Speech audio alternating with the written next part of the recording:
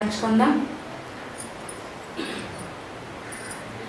నా చేరువై నా స్నేహమై నన్ను ప్రేమించి నా యేసయ్యా, నా చేరువై నా స్నేహమై నన్ను ప్రేమించి నా యేసయ్యా,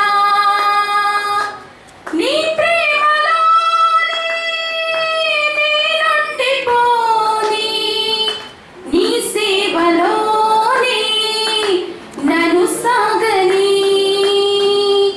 నీ ధ్యాసలోనే మైమరచిపోని, నీ వాక్కు నాలో నెరవేరని, నా వరం నా బలం నీవే, నా గానం నా ధనం నా గణం నీవే, ఆనందం తోడుగా నీడగా నీవే, నా దైవం ఎన్నడూ మారని ప్రేమే నా సొంతం, నా చేరువై నా స్నేహమై నన్ను ప్రేమించే నా యేసయ్యా,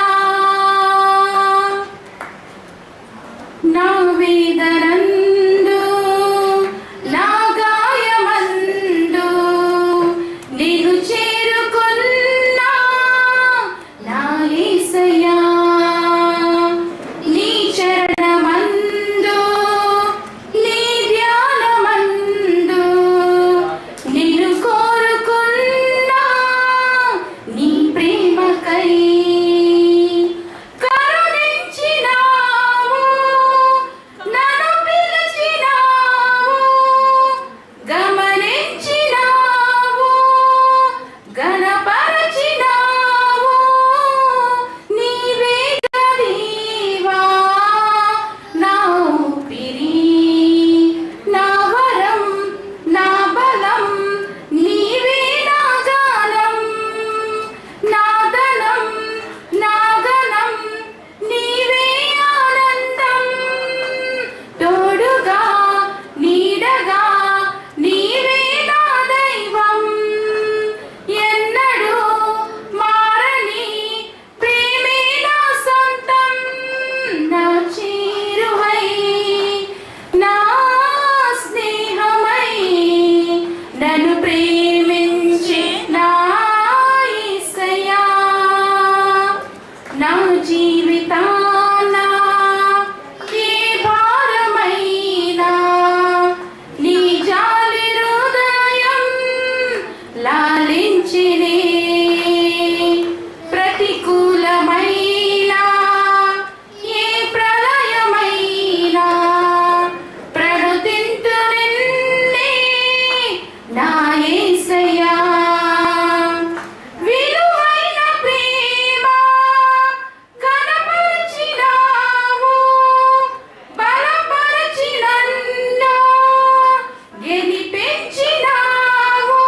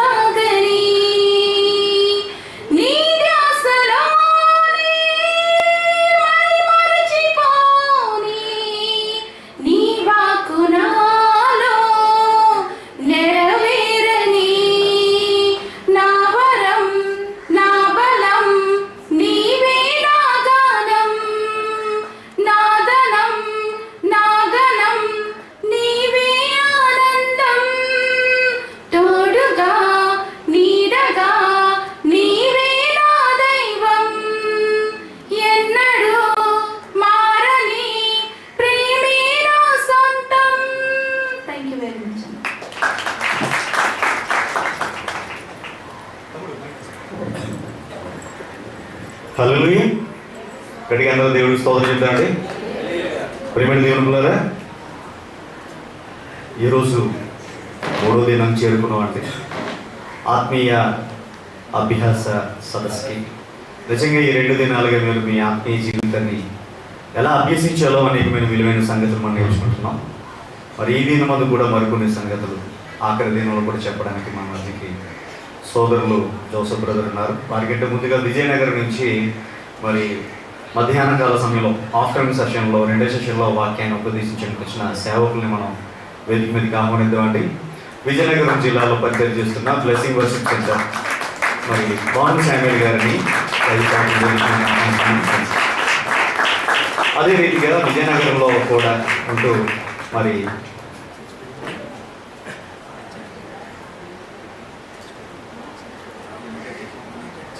యునైటెడ్ చర్చ్ పాస్టర్ గారు, అలాగే కడప, విశాఖపట్నంలో కాదు ఆంధ్రలో చాలా జిల్లాల్లో వాడబడి ప్రజెంట్ విజయనగరంలో సేవ చేస్తున్నారు. యునైటెడ్ చర్చ్లో పాస్టర్ యేసురత్న గారిని కూడా దైవసేవకులుగా ఆహ్వానిస్తున్నారు.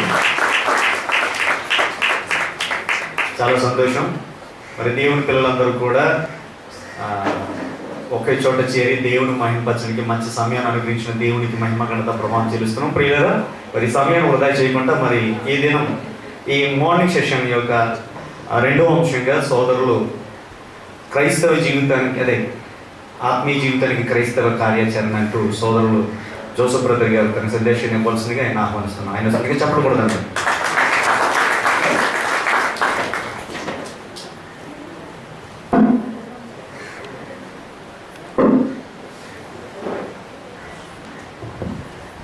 ప్రార్థన చేసుకుంటున్నట్టు మహోన్నతుడు మహోన్నతుడైన మా తండ్రి, ఘనమైన నామానికి వందనాలు చెల్లించుకుంటున్నాం. ప్రభువా, ఇంతవరకు మీ మాటలు వినిపించారు, మమ్మల్ని నడిపించాలని అనుకున్నాను. ఈ సన్నిధిలో ఉంటుండగా సహకరించండి, కృప చూపించాను. ఇక్కడ కూడి ఉన్న ప్రతి బిడ్డని, ఇక్కడ ఉన్న ప్రతి ఒక్క వ్యక్తిని ప్రభు మీరు జ్ఞాపకం చేసుకోండి. కనుక తండ్రి, మీ మాటలు మా జీవితాలకు బాగోవాలి. ఈ మాటలు మేము నాయన నిలబెట్టుకోవడానికి సహాయం తెచ్చామని అయినా ఈ 2 రోజులు మీరు మమ్మల్ని నడిపించాలి. ఈ చివరి రోజు కూడా ప్రభువా నీలో బలపడి నీలో ఎదిగి ముందుకెళ్ళి భాగ్యం మాకు దయచేయమని, ఇక్కడ కూడి ఉన్న ప్రతి బిడ్డని దీవించమని చెబుతుండగా నేను వింటుండగా బిడ్డలను నేర్చుకొని ముందుకెళ్ళి భాగ్యం మాకు దయచేయమని మా ప్రభువైన యేసుక్రీస్తు వారి పరిశుద్ధమైన నామమున అడిగి వేడుకుంటున్నాము తండ్రి, ఆమేన్. ముందుగా దేవాది దేవుడికి వందనాలు చెల్లించుకుంటున్నాను. అదేవిధంగా కూడి ఉన్న దేవుని పిల్లలందరికీ హృదయపూర్వక వందనాలు తెలియజేస్తూ, మరి స్టేజ్ మీద ఉంటున్న ప్రతి సేవకులకి కూడా నా హృదయపూర్వక వందనాలంటే గౌరవ ప్రాంతానికి వచ్చిన ప్రతి సేవకులకి, ఇక్కడ ఆహ్వానించిన సేవకులు నికోదేము గారికి, మరి యొక్క అవకాశం ఇచ్చిన సేవకులకు కూడా నా హృదయపూర్వక వందనాలు తెలియజేస్తూ ఉన్నాను. మరి ఈ 3వ రోజు నెలకొట్ట ఈ మధ్యాహ్నం ఈ క్లాస్ అయిన తర్వాత నేను మా ప్రాంతానికి తిరిగి వెళ్తాం. దేవునికి చిత్తమైతే మరొకసారి మిమ్మల్ని చూడాలనుకుని నేను చాలా ఆశపడుతూ ఉన్నాను. మరి పిల్లలు చాలా కష్టపడ్డారు. మంచి భోజనం వండిన ఆ టీం అంతటికి కూడా నేను హృదయపూర్వక ఆశీర్వాదం ఇస్తున్నాను. అదేవిధంగా దేవుడు కూడా మీ కుటుంబాలు దీవించాలి. అంటే వండిన వరకేనండి, మాకు లేదనుకోకండి. ఈ యొక్క సభలో పాలుపంపులు పొందిన ప్రతి బిడ్డకి కూడా దేవుడు ఖచ్చితంగా మిమ్మల్ని ఆశీర్వదిస్తారు. అదేవిధంగా మరి మాకు ఆశ్రమం ఇచ్చిన మరి రామానాయుడు గారి కుటుంబం నిజంగా ఒక పిల్లలను చూసుకుంటారు కదా, తల్లిలాగా మమ్మల్ని ప్రతిదీ కూడా ఇచ్చిన ఆ కుటుంబానికి, ఆ తల్లికి కూడా నా హృదయపూర్వక వందనాలు నేను తెలియజేస్తున్నాను. ఎందుకంటే నాకు కూడా ఒక అలవాటు ఉంది, ఎక్కువ మర్చిపోతూ ఉంటాను. కాబట్టి వాక్యం అయిన తర్వాత మర్చిపోయాను అనుకో, రాజమండ్రికి వచ్చాడండి ఏదైనా మాటలు చెప్పి వెళ్ళిపోయి, కానీ ఏవి కూడా చెప్పలేదు అనుకుంటారు. అలాంటి అవకాశం ఇవ్వబడిందిగా మాట్లాడుతున్నాను. నిన్న దినాన్ని మనం ఒక విషయాన్ని మనం నేర్చుకుంటున్నాం. నాన్న మాట్లాడుద్దా? మాట్లాడాలి. దయచేసి నాకున్న బ్యాడ్ ఏంటంటే మాట్లాడారనుకోండి నేను ఆపేయాలనుకుంటాను ఎక్కువగా. ఎందుకంటే నేను చెప్తున్న దానికన్నా మీ దగ్గర ఏదో గొప్ప విషయం ఉంటుంది కదా మాట్లాడుకుంటారు, అంతే కదా. ఒక వ్యక్తి చెప్తున్నప్పుడు వినకుండా మీరు ఇంకా మాట్లాడుకుంటూ అర్థమయ్యేది నాకన్నా మంచి విషయం ఉందని పాప నేను కూడా వింటాలి అని అనుకుంటాను అన్నమాట. కాబట్టి ప్రతి ఒక్కరు కూడా చాలా శ్రద్ధతోటి, ఎందుకంటే ఇలాంటి అవకాశం చాలామందికి లేదండి. చాలామందికి లేదు. వాక్యము ఎవరు పడితే వాళ్ళ దగ్గరికి రాదు. మాట చదివిస్తాను. లోకసువార్త 3వ అధ్యాయం 1-2 వచ్చిన ఒకసారి చదువు. లోకసువార్త తొందరగా.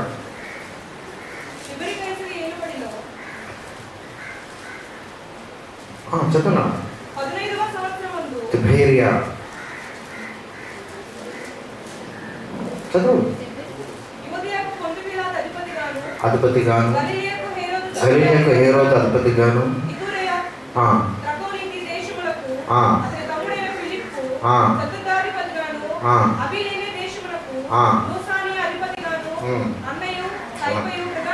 నన్నయు కయపి ప్రధాన యాజకులుగాను ఉన్న కాలమున అరణ్యములో ఉన్న జకర్యా కుమారుని వద్దకు యోహాను వద్దకు దేవుని వాక్యము వచ్చెను. ఎంత అద్భుతమైన మాట తెలుసుండదు. నేను ఎంత ఆనందపడుతున్నట్టు ఆ మాట వింటున్నప్పుడు. పైన రాజుల పేర్లు, అధిపతుల పేర్లు, సేవకుల పేర్లు రాసుకుంటూ వచ్చి వీళ్ళందరూ ఆయా ప్రాంతాలకు ఎలా ఉన్నారంట? అధిపతులుగా, అధికారులుగా ఉన్నారంట అక్కడ పైన ఉన్న వాళ్ళందరూ. కానీ దేవుని వాక్యం వాళ్ళ దగ్గరికి వెళ్ళలేదు. ఎక్కడికి వెళ్ళింది? ఎక్కడో అరణ్యములో ఉంటున్న జకర్యా దగ్గరికి వెళ్ళిందంటే ఎంత ధన్యం అండి. ఈరోజు చాలామంది విశాఖపట్నంలో అనేక మంది ఉన్న వాక్యం మన దగ్గరికి వచ్చిందంటే మన ధన్యులమా కాదా?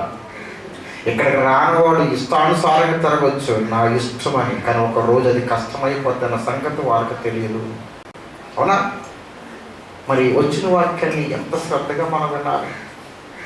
అంటే వాక్యం ఎందుకు వినాలో తెలుసా మీకు విషయం? వాక్యం నిన్నట్టు దినాన్ని ఒక మాట చెప్పాను నేను. ఏమనంటే మనిషి దేవునికి దూరం అయిపోవడానికి ముఖ్య కారణం ఏంటో తెలుసా? ఆలోచన విధానం. అంతే కదండి. మనిషి ఆలోచన విధానం అంటే దేవుని కొరకు ఆలోచన చేసినట్టు దేవునికి దగ్గరగా ఉంటాడు. అవునా? తన కొరకు, తన యొక్క విధానం కొరకు ఆలోచించడానికి దేవునికి దూరం అయిపోతూ ఉంటాడు. అందుకే నేను ఒక మాట చెప్పాను, కొత్త జన్మ ఖచ్చితంగా మనిషికి అవసరము. నూతనత్వము మనిషికి అవసరము. దేవుడి యొక్క వాక్యములో మనం ఎక్కువగా రాయబడింది కంటే మనిషి మారాలి. అది కొత్త నిబంధనలు చెప్పలేదు, ప్రారంభం నుంచి దేవుడు చెప్పుకుంటూనే ఉన్నాడు. ప్రారంభం నుంచి కూడా ఎంత దూరం అయిపోయిందంటే మనిషి దేవుడికి. అది కన్నము 6వ అధ్యాయంలో రాయబడి ఉంటుంది. మనిషిని నేను గొప్పవాడిగా చేస్తే అక్కడ గొప్పగా ఏమన్నారో తెలుసా? చదవండి. 6వ అధ్యాయం 5వ వచనం చదవండి ఒకసారి. నరుల చెడితనము భూమి మీద గొప్పదని వారి హృదయములో యొక్క తలంపులు ఊహలోని ఊహ అంతయు ఎల్లప్పుడు కేవలము చెడ్డదని యెహోవా చూసి తాను భూమి మీద నరులను చేసినందుకైనా సంతాపపడేను. చూసారా? భూమి మీద నరులు గొప్పగా ఉండాలని ఆయన అనుకుంటే ఎలా ఉన్నారంట మానవులు? ఎలా ఉన్నారంట? ఏది గొప్పగా ఉంది? నరుల చెడితనము భూమి మీద గొప్పది. ఈరోజు అదే కదా గొప్పది. దేనికి మనం రేటింగ్ పెడతాం? దేనికి గొప్పగా అనుకుంటాం? అంటే ఎవరన్నా ఒక చోట ఒక వ్యక్తి పడిపోయినప్పుడు లేక ఒక వ్యక్తి డబ్బులు పోతే తిరిగి ఇచ్చారనుకో, గొప్పగా ఎక్కడ ఏ న్యూస్లైనా వస్తుందా? న్యూస్లో ఏమొస్తుంది? 10 మందిని చంపేస్తే హెడ్లైన్లో వేస్తారు మనోళ్ళు. ఒక మంచి పని చేస్తే వేస్తారు ఎక్కడన్నా. ఎవరు వేయరండి, పట్టించుకోరండి. ఇతను చాలా మంచోడండి అన్నవాడిని ఎవడో పట్టించుకోడు. ఇక్కడ 10 మందిని కొడతాడన్నవాడిని చూస్తాడు చాలా మంది. భూమి మీద చెడుతనం ఎలా ఉందంట? గొప్పదైపోయింది. దానికన్నా భయంకరం తెలుసా? మానవుల ఊహల్లోని ఊహంతో కేవలం ఎల్లప్పుడూ ఎలా ఉందంట? చెడుగా ఉంది. అందుకే దేవుడు ఈ మానవుడి యొక్క మనసులో ఉంటున్న ఊహను మార్చాలి. దానిని మారు మనసు పొందుకోవాలి. ఆ పొందుకున్న దాన్ని దేవుడు ఏమన్నాడంటే నూతన జన్మ. నేను అదే కదా మనం చెప్పుకున్నాం. నూతన జన్మలోంచి మనం వస్తే కనుక బాప్తిస్మం ద్వారా సంఘములో నువ్వు ఏర్పడి ఆ సంఘములో నువ్వు ఎలా తయారవ్వాలంట? ఎలాగా? ఆధ్యాత్మిక జీవితంలో అవయవ నిర్మాణం జరగాలి. తల్లి గర్భంలో ఒక శిశువు ఏ విధంగా అయితే అవయవ నిర్మాణం జరుగుతూ ఉంటుందో అలాగే సంఘంలో కూడా ఒక వ్యక్తి ఆత్మలో తన నిర్మాణం వాక్యము ద్వారా చేసుకోవాలి. ఇది మాత్రం మర్చిపోకండి. ఎప్పుడు సంఘంలోకి ఊరకనే వెళ్ళడం లేదు, మనం సంఘంలోకి టైం పాస్కి వెళ్ళడం లేదు, సంఘం మాది గొప్పగా చేసుకుందామని వెళ్ళడం లేదు. అంటే సంఘంలో ఇప్పుడు మన డిసెంబర్ అయిందా స్టార్లు కట్టారు అందరూ. మా ఏరియాలో పిచ్చది, నాకు డిసెంబర్ రాగానే స్టార్ వార్ జరుగుతుంది. మాకు స్టార్ వార్ అంటే ఏంటి? నక్షత్రాలు, ఒక్కొక్క నక్షత్రం వెరైటీగా, లేదో అక్కడ చూసినట్లుగా రోజు వెరైటీగా చేస్తారు. ఒక పెద్ద చింత చెట్టు ఉంటుంది మా ఏరియాలో. చింత చెట్టు అంటే చాలా పెద్దది కదా, కొమ్మకు ఒక స్టార్ కడతారు. ఇంచుమించుగా ఒక 200-300 స్టార్లు కడతారు ఒక చర్చ్. ఇంకో చర్చిలో ఆ వీధంతా ఒక్కొక్క స్టార్ పెట్టుకుంటూ వెళ్తాం. అలా పెట్టుకుని మా సంఘం గొప్పదంటే కాదు దేవుని దృష్టిలో. ఆ సంఘంలో వాక్యం ఉండాలి. దేవుడు ఎవరిని ఎన్నుకుంటాడో తెలుసండి? దేవుడు యొక్క పని కొరకు, లేదా పని అంటే సేవకులే కాదు, దేవుని సంఘంలోకి వస్తున్నా నీవు కూడా దేవుడు చేస్తున్న పనిలో పాలు భాగస్తులు అన్న సంగతులు మర్చిపోకూడదు. నూతన జన్మ రావడానికి ఈజీగా రాదు మనిషికి. నూతన జన్మలోకి రావడానికి ఒక అద్భుతమైన కార్యం జరిగింది. ఆ కార్యము నేటి జనాంగం మరిచిపోతూ ఉంది. ఒక వ్యక్తి మారిన తర్వాత నేను చదువుకున్న అపోస్తల కార్యాలు 2వ అధ్యాయం మరొకసారి చదువుతాం. 37 వచ్చిన ఒక్కసారి చదువుతాం. అపోస్తల కార్యాలు 2వ అధ్యాయము 37-38 వచ్చిన చదువుతాం. వారు ఈ మాట విని హృదయములు నొచ్చుకొని, బాధ ఎక్కడ కలిగింది? హృదయములో బాధ ఎందుకు కలిగిందో తెలుసా? హృదయములోనే ఉన్న పాపం అంతా. ఇంకా చదువుకున్నా కదా అప్పుడు ఆదికాండం 6వ అధ్యాయంలో, హృదయములోనే ఏముంది? మనిషి పాపం, మనిషి ఆలోచన, దేవుణ్ణి విసర్జించే కార్యం అంతా ఎక్కడుంది? హృదయములోనే ఉంది. వాక్యం ఎక్కడికి వెళ్ళి తాకింది? హృదయంలో తాకని బాధ కలిగింది. అందుకే నేను ఒక మాట చెప్పారు మీరు. ఎబ్రిల్ రాసిన పత్రిక 4వ అధ్యాయం 12వ వచనంలో ఒక అద్భుతమైన మాట ఉందన్నారు కదా. ఒకసారి దాన్ని పూర్తి చేసి చెప్పండి, స్ఫూర్తిగా చదవండి దాన్ని. ఎందుకనగా దేవుని వాక్యం సజీవం గలదై, బలము గలదై, రెండంచుల ఎటువంటి వాడిగా ఉండి ప్రాణాత్మలను, కీళ్లను, మూలుగును విభజించు మంత మట్టుకు దూరుచు, హృదయము యొక్క తలంపులను, ఆలోచనలను శోధిస్తూ ఉంది. ఎక్కడికి వెళ్తుంది వాక్యం? హృదయములో ఆలోచనలు వాక్యం ఏం చేస్తుందంట? శోధిస్తుంది. ఆలోచన ఎక్కడున్నాయి? హృదయములో ఉంది. దేవుడు చూశాడు ఆదిలో మానవుల హృదయము బాల్యము నుండి చెడ్డదని. ఆ హృదయంలో తలంపులు ఎప్పుడు ఎలా ఉందంట? కేవలం చెడ్డది.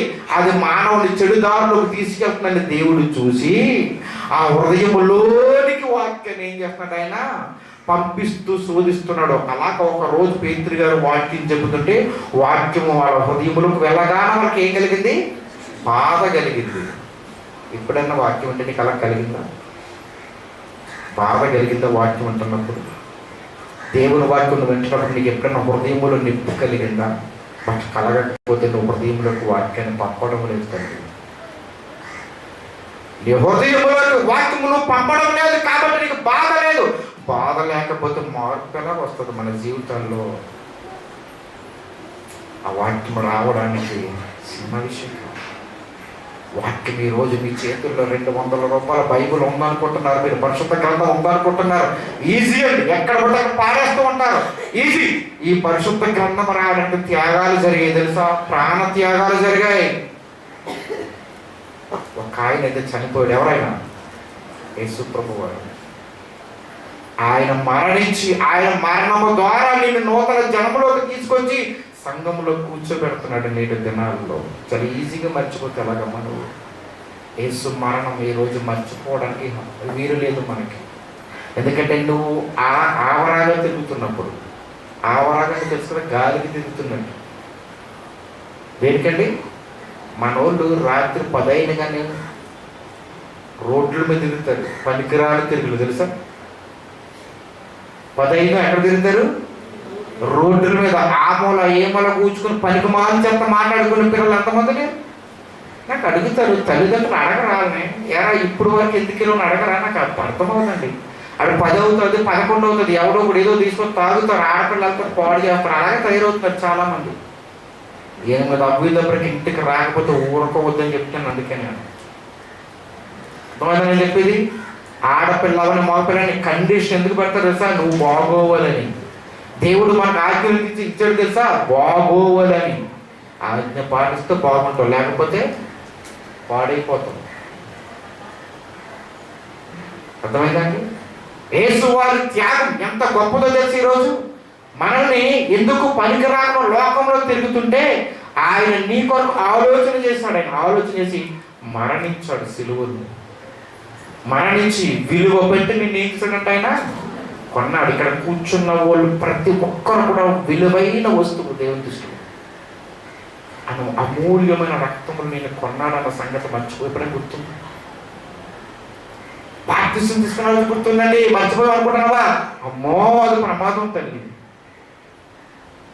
క్రీస్తు రక్తములను కడగబట్టావు. ఆయన ఎలా చూస్తున్నాడు తెలుసా? అమ్మో నా రక్తములు కన్నా నా కుమార్తె విలువైన కుమార్తె, విలువైన కుమార్తె విలువైన పనులు చేయాలి కదా, విలువైన కుమార్తె విలువగా బ్రతకాలి కదా, విలువైన కుమార్తె విలువైన జీవితం ఉండాలి కదా. మరి నువ్వేంటమ్మా పనికిమాలు ఎందుకు పనికిరాని స్థానాల్లో తిరుగుతున్నామంటే ఏది మర్చిపోతున్నామో గుర్తుందా? రోజు యవన బిడ్డలు ఈజీగా మర్చిపోతారు క్రీస్తు త్యాగాన్ని. క్రీస్తు త్యాగాన్ని మర్చిపోతున్నారు. ఎవరికంటే గుర్తుంది ఈరోజు యేసు ప్రభు యొక్క మరణాన్ని? చాలా ఈజీగా తీసేసుకుంటున్నాం మనం, చాలా ఈజీగా. ఆయన ఈజీగా తీసుకోలేదండి. ఆయన ఎంత శ్రమ పడక ప్రణాళిక చేసుకున్నాడో తెలుసా? జగత్తు పునాది వేయబడక ముందే ఆయన అనుకున్నాడు, నా పిల్లల కోసం నేను మరణించాలనుకున్నాడు. వారు నా మాట వినకపోయినా నేను మరణించాలనుకున్నాడు. నేను త్యాగం చేస్తే ఏదో ఒక రోజు నా త్యాగాన్ని గుర్తించి వారు ఖచ్చితంగా నన్ను అర్థం చేసుకుంటారు, నేను ఒక మాదిరిగా ఉంటాను అనుకున్నాడు. నిజమే, గుర్తిస్తున్నాం, వస్తున్నాం, నేర్చుకుంటున్నాం, కానీ దాన్ని కొనసాగించుకోలేకపోతున్నాం. ఇది నేర్పించేది అదే. ఇలాంటి వాక్యాలు చెప్పడం ఎందుకో తెలుసా? మనం ఎక్కడైనా పడిపోతున్నామేమో ఒకసారి సరి చూసుకోవాలని. ఒకవేళ ఇంకా సంఘానికి వస్తున్నా ఇంకా దేవుళ్ళకు నువ్వు మారకుండా బాప్తిసం తీసుకోకపోతే ఇప్పుడైనా ఇదే అవకాశం అని దేవుడు నీకు బోధిస్తానేమో. ఆలోచించండి, ఒకసారి ఆలోచించండి. అందుకే పౌలు గారు తన జీవిత కాలంలో ఒక అద్భుతమైన ఒక మాట ప్రపంచానికి, దేవుడి సంఘానికి చెబుతున్నాడు. ప్రపంచానికి కాదు, దేవుడి సంఘానికి. 1 కొరింథీయులకు రాసిన పత్రిక 10వ అధ్యాయం 12వ వచనంలో ఇది తీయక్కలేదు అనుకుంటున్నాను, ఎందుకంటే ఇది నాటుబడిపోవాలి హృదయంలో. 1 కొరింథీ 10:12 తాను నిలుచున్నానని తలుచుకున్న ప్రతివాడు, తను నిలుచున్నానని తలుచుకున్న ప్రతివాడు, ఎవరైనా 1,00,000 మంది సంఘాన్ని నడిపిస్తున్న సేవకుడు మొదలుకొని, చిన్న సేవకుడు మొదలుకొని, విశ్వాసం మొదలుకొని ప్రతిరోజు ఏమనుకో తెలుసా? నేను దేవుడు నిలుచున్నాను అనుకుంటే కనుక ప్రతిరోజు ఏం చేసుకున్నట్ట? కానీ నువ్వు జాగ్రత్తగా కాపాడుకోవాలి. ఎవరు కాపాడరు? మా పాస్టర్ గారు కాపాడుతారని అనుకుంటామేమో. పాస్టర్ గారు కూడా ఆయన కాపాడుకోవాలి, తెలుసా? కాపాడుకుంటున్నావా? ప్రతిరోజు కాపాడుకుంటున్నావా? ఆలోచించే ఒకసారి. మన జీవితాలు మారిన నుంచి ఇప్పుడు వరకు ఎలా ఉంది, మారిన నాటి నుంచి ఇప్పుడు వరకు ఎలా ఉందో మన జీవితాలు ఒక్కసారి ఆలోచించే. ఒక మంచి సందర్భం ఈ ఉదయం మీకు నేర్పిస్తా. ఒక సందర్భం చెప్తా, మంచి సందర్భం. దేవుడు ఎంత పర్టికులర్గా తన దేవుని సంఘంలోకి పిలుచుకుంటాడో చెప్తాను. ఈజీగా తీసుకోండి ఎవరిని. చాలామంది ఉంటారు ఈరోజు, చాలామంది ఉన్నారు, కానీ దేవుని పనిలో, దేవుని యొక్క క్రమమైన ఒక పని. దేవుడు పనిచేస్తున్నాడు కదా, పనిచేస్తున్నాడా లేదండి? ఖాళీగా ఉన్నాడు ఆయన? అప్పుడప్పుడు ఖాళీగా ఉంటాడా? ఏ రోజు ఏ క్షణం ఆయన ఏం చేయడైనా నువ్వు ఆగిపోవచ్చు. ఒకవేళ మనం అనుకోవచ్చు, ప్రభా నేను బాప్తిసం తీసుకుంటున్న రోజు ఏమంట మనం ఏం చేస్తాం? అందరం ఏం చేస్తాం? గట్టిగా చెప్పండి. నేను అదే అడుగుతున్నాను. నా దగ్గరికి వచ్చేటప్పుడు నీరసం వస్తాం అందరికండి. ఏం చేస్తాం మనం? ప్రమాణం. పెళ్ళైనప్పుడు ఏం చేస్తాం? ఏమని చేస్తాం? కష్టం వచ్చినా, నష్టం వచ్చినా, ఏదొచ్చినా నేను విడిచిపెట్టను, నా ఆస్తులు నీకు వారసులు. అన్ని ప్రమాణాలు. భార్య చేస్తుంది, భర్త చేస్తుంది, భార్య చేస్తుంది, భర్త చేస్తుంది. అవునా? ఇందాక తమ్ముడు యోగు గురించి చెప్పారు కదా, భార్య చేస్తుంది, భర్త చేస్తుంది. బాగా గుర్తుపెట్టుకున్నారు. మనలో మనం అడుగుతాం, భార్య చేస్తుంది, భర్త చేస్తుంది. మనం కూడా దేవుడికి కూడా ప్రమాణాలు మనం చేస్తున్నాం. ఆల్రెడీ ఆయన ఎప్పుడు చేసినట్టు మనం మళ్ళా చేస్తున్నాం. నువ్వు ఏమనుకుంటావు? భార్య భర్తలు ప్రమాణం చేసుకున్న తర్వాత ఎలా ఉంటుందో తెలుసు. పెళ్ళైన కొత్తలో మామూలుగా ఉండదండి. ఎలా ఉంటుంది? చెయ్య విడిచిపెట్టకుండా మామూలుగా ఉంటుంది. అమ్మ బాబోయ్ స్టేటస్లు వస్తాయి. ఈ మధ్యకాలంలో కొంతమంది పెళ్ళిళ్ళు చేశాను నేను. ఈ మధ్యకాలంలో ఆమె నెంబర్లు ఉంటాయి కదా, దిక్కుమల నెంబర్లు. ఆ నెంబర్లు ఏ పెడతారు, ఏం స్టేటస్లు పెడతారు కదా, వాక్యలు పెడతారు అనుకుంటే ఇప్పుడు దరిద్రమైన సంగతి ఏంటి అసలు? పెళ్ళికి ముందే ప్రీ షూటింగ్లు వచ్చాయి. పెళ్ళికి ముందు ఏంటండి షూటింగ్? ఎవడని చెప్పాడు అలా తీసిన వాళ్ళు అన్నాల ముందు. నిజంగా పెళ్ళి అవ్వకుండా నువ్వు షూటింగ్ తీసుకో అనుకోకుండా పెళ్ళి అయిపోతే ఏంటి పరిస్థితి? లక్షల రూపాయలు ఖర్చు పెట్టి అదా అంటే అదే అండి. పెళ్ళికి ముందేమో ఏంటంట సహజీవనం అంట, వ్యతిరేకంగానే దేవుడు కాదండి. ఒకళ్ళు వాళ్ళు అర్థం చేసుకోవాలంట, అర్థం అవ్వకపోతే ఏంటంట విడిపోవాలంట. వీడితో అర్థం కొంతకాలం ట్రై చేసి ఇంకొకరు మోసం చేయడం, ఈమెతో కొంతకాలం చేసి ఇంకొకరు మోసం. ఇదా నేర్చుకునేది ఏంటి? చిన్న పెద్దవాళ్ళు ఉన్నారండి పాప, వాళ్ళని అడిగితే చెప్తారండి. పాప పెళ్లి కొడుకు ఎలా ఉంటుంది ఎలా తెలియదు, పెళ్లి కూతురు ఎలా తెలియదు, పెళ్లి రోజే చూసుకునేవారు మొక్క పెద్దోళ్ళు. ఏంటి అంతేనండి? ఏంటి పాప వాళ్ళ జీవితాంతం కలిసి ఉన్నారు వాళ్ళందరూ ఈ రోజు వరకు. ఇలాంటి పెట్టుకున్న వాళ్ళు ఎంతకాలం కలిసి ఉంటున్నారు? ప్రమాణాలు చేసిన సంవత్సరం అవ్వకుండా విడిపోతున్నారు. నేను కలిసి ఉండలేనండి, మరి ప్రమాణం చేస్తాం కదలేనా? అంతేనండి గారికి. అలాగే జరుగుతుందండి నేడు క్రైస్తవ జీవితాలు కూడా. క్రైస్తవ జీవితాలు అలాగే జరుగుతున్నాయి ఈరోజు. యేసు ప్రభుత్వం ప్రమాణం చేసి ఆ ప్రమాణం కష్టం రాగానే విడిపోతున్నారు చాలామంది. ప్రమాణం ఎంత అద్భుతంగా ఉంటుంది తెలుసా? ప్రభువా కష్టం వచ్చినా నష్టం వచ్చినా నేను విడిచి వెళ్ళను. యేసు ప్రభు గారు కూడా మాట చెప్పారు, అమ్మా నేను ప్రమాణం నీకు చేస్తున్నా. మత్తయి 5:12 ఏమని? తీయక్కర్వద్దు, అవి కూడా తీస్తే ఇంకెలాగా, అవి కూడా బైబిల్ చూసి నేర్చుకోరా. మత్తయి సువార్త 5వ అధ్యాయం ఏముంటాయి? 5వ అధ్యాయం ఏమిటో చెప్పండి. కొండ మీద ప్రసంగంలో ధన్యతలు ఉంటాయి. 11:12 ఏముంటుంది? నా నిమిత్తము జనులు మిమ్మల్ని నిందించి హింసించి మీ మీదల్లా చెడ్డ మాట పలికినప్పుడు మీరు ధన్యులు. అప్పుడు మీరు ఏం చేయండి? సంతోషించి ఆనందించండి. ఇది ఆయన చేసిన ప్రమాణం. నన్ను నమ్ముకుంటున్నావా? జాగ్రత్త, తిడతారు కొడతారు అన్ని మాటలు వస్తాయి. అయినా పర్వాలేదు ప్రభు నేను ప్రమాణం చేస్తానని ఒప్పుకున్న వాళ్ళు కష్టాలు రాగానే మళ్ళీ ఆయన దగ్గరికి వెళ్ళి ప్రభు నాకు కష్టం వచ్చి తీస్తావు దీవా ముందే చెప్పాడు కదా వస్తుందని చెప్పే కదా ఒప్పుకున్నాం. మరి తీమని ఎలా అడుగుతున్నాం అంటే మనం ఏది ఎలాగ వెళ్తున్నాం మనకే తెలియక గజంలో గలిబిలిగా నువ్వు మారిపోతున్నావు తప్ప లేదు దేవునికి ఎలా నడవాలనేది. అది సంతోషించమన్నాడు అంటే ఆనందించమన్నాడు. ఎందుకో తెలుసా? అవి వచ్చినప్పుడు నేను పరలోకానికి దగ్గరగా ఉన్నానన్న సంగతి నువ్వు మర్చిపోకూడదనే ఉద్దేశంతో. ఒకసారి నువ్వు కొత్త జీవితంలోకి వచ్చిన తర్వాత సంఘంలోకి వచ్చిన తర్వాత పోరాటమే ఉంది నీకు, విశ్రాంతి లేదు. అర్థమైంది? ఏముండాలి నీకు? పోరాటమే, విశ్రాంతి లేదు. ఏ రోజు యేసుక్రీస్తు వారు విశ్రాంతి తీసుకోలేదండి. రాత్రులు పగలు ఏ రోజు కూడా రెస్ట్ లేదానికి. ఒక రోజు కదా 2 రోజులు కదా ఆయన బ్రతుకున్న కాలం ప్రతిక్షణం నడుస్తూనే వాక్యం చెబుతూనే ప్రయాణం చేస్తూనే ఆయన పని చేస్తూనే ఉన్నాడు. అలాగే నిన్ను ఈ రోజు ఉండమంటున్నాడు. అలాగే ఉండాలంటే నీ యొక్క ప్రణాళిక నిన్ను దేవుడు ఎంచుకోవడంలో ఒక నిర్దిష్టమైన ఒక ప్రణాళిక కలిగి ఉండాలి. ఒక ఉద్దేశం చూద్దాం. న్యాయాధిపతుల గ్రంథం తీద్దాం ఒకసారి. 7వ అధ్యాయం చేద్దాం. న్యాయాధిపతుల గ్రంథంలో ఒక అద్భుతమైన సంఘటన నాకు చాలా ఇష్టం. అది చదువుతున్నప్పుడు 7వ అధ్యాయం మొదటి నుంచి గిద్యోను ఉంటాడు అక్కడ. ఎవరంటారు? గిద్యోను. 6వ అధ్యాయం మొదటి రోజు చదవండి ఒకసారి. న్యాయాధిపతులు ఇజ్రాయేలు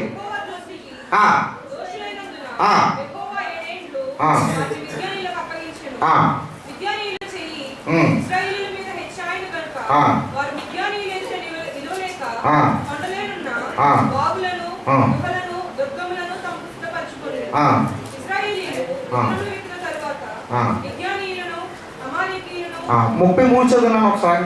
చాప్టర్ 33 చదువుతాను. మిద్యానీయులందరూ అమలేకులందరూ తూర్పు వారందరూ కూడి వచ్చి నది దాటి ఇజ్రాయేలు మైదానంలో దిగ్గగా. ఇక్కడ యుద్ధం వస్తుంది. యుద్ధం ఎవరికి? ఇజ్రాయేల్కి యుద్ధం వచ్చింది. 3 దేశాలలో వచ్చేసారు యుద్ధానికి, రెడీగా ఉన్నారు. యుద్ధం అంటే తెలుసుకుంటే ఏం చేస్తారు? వచ్చి యుద్ధం అంటే ఏం చేస్తారు? వచ్చి పలకరించుకుని వెళ్ళిపోతారా? ఏం చేస్తారు? చంపేసిపోతారు. యుద్ధం అంటే ఏంటి? చంపేసిపోతారు. నేను అంటున్నా ఈ యుద్ధం కూడా అంతే. సంఘంలోకి వచ్చి ఉంటే ఎవరైనా చంపేయచ్చు దేవుడి కొరకు. గత సంఘంలోకి పోతే యేసుప్రభు వారు మా పూరు గుడిసి తీస్తే డాబా కడతారు అనుకున్నామేమో, ఆ పూరు గుడిసి కూడా తీసేస్తాడు దేవుడు. అది విషయం. దేవుడు నమ్మడం అంటే ఏంటి తెలుసా? ఉద్యోగం ఉంది ప్రభావాన్ని నమ్ముకుంటే ఉద్యోగం తీసేస్తా అంటాడు దేవుడు. అయితే నమ్ముకోలేక లేదు. అది అంటే ఏదో వస్తుందని నమ్ముకోక దేవుడిని, ఉన్నది కూడా పోవచ్చు దేవుళ్ళు. మీకు అర్థమైందని చెప్పింది. దేవుడు ఏదో వస్తుంది కదా, ఉన్నది కూడా తీసేస్తాడు. ఎందుకు తీసేస్తాడు తెలుసండి? ఉన్నది తీసి తెలంటారా? ఉన్నది తీసిన తర్వాత నువ్వు నిలబడితే దానికన్నా గొప్పది ఇస్తాడండి ఆయన. అది మనం ఏంటంటే గొప్ప దాని నుంచి చూస్తాం, కానీ ఉన్నది పోయినప్పుడు నువ్వు ఎలా ఉంటావు అన్నది మర్చిపోతాం మనం. ఇశ్రాయేలుకి యుద్ధం వచ్చేసిందండి. యుద్ధం వచ్చిన తర్వాత గిద్యోను బలవంతుడు బలహీనుడా? మహాబలశాలి. గిద్యోను మహాబలశాలి. అయితే గిద్యోనికి ఒక పరీక్ష పెట్టాడు దేవుడు. యుద్ధానికి వెళ్తున్న ఒక పరీక్ష పెట్టాడు, ఒక అద్భుతమైన పరీక్ష. ఏడో అధ్యాయం రండి. ఇప్పుడు 7వ అధ్యాయం చదవండి ఒకసారి. 7వ అధ్యాయం. అప్పుడు నిర్భయులు అనగా గిద్యోనును అతనితోనున్న జనులందరూ వేకువన లేచి ఏ రోజు బావి యొద్ద దిగగా లోయలోని మోరే కొండకు ఉత్తరముగా మిజ్జానీల దండు పాలము వారికి కనబడాను. అమ్మ ఆగొద్దు. బైబిల్ చదువుతున్నప్పుడు నువ్వు ఆగవనుకో, నేను నీ మీద ఆధారపడ్డాను తల్లి. నేను దీన్ని రోకలేదు అనుభవంగా నువ్వు నన్ను ముంచేసే వరకు నాకు అర్థం అవుతుంది. అంటే బైబిల్ చదవడం ఒక అద్భుతం తెలుసా? బైబిల్ చదవడం ఒక అద్భుతం నిజంగా. ఎంత అద్భుతం అంటే అంత ప్రమాదం కూడా ఉంది. అద్భుతం ఉంది, ప్రమాదం ఉంది. ప్రమాదం చెప్తాను, అద్భుతం అంటే ఏంటి? అలాంటి చక్కగా అందిస్తే మంచి వాక్యం చెప్తాం. ప్రమాదం అంటే ఏంటి తెలుసా? నీ పేరు ఏంటండి? సింధు. నీ పేరేంటి? స్వాతి. ఇద్దరు ఫ్రెండ్సేనా కదా? మీ ఫ్రెండ్ పేరు చెప్పు. నవ్య సింధు.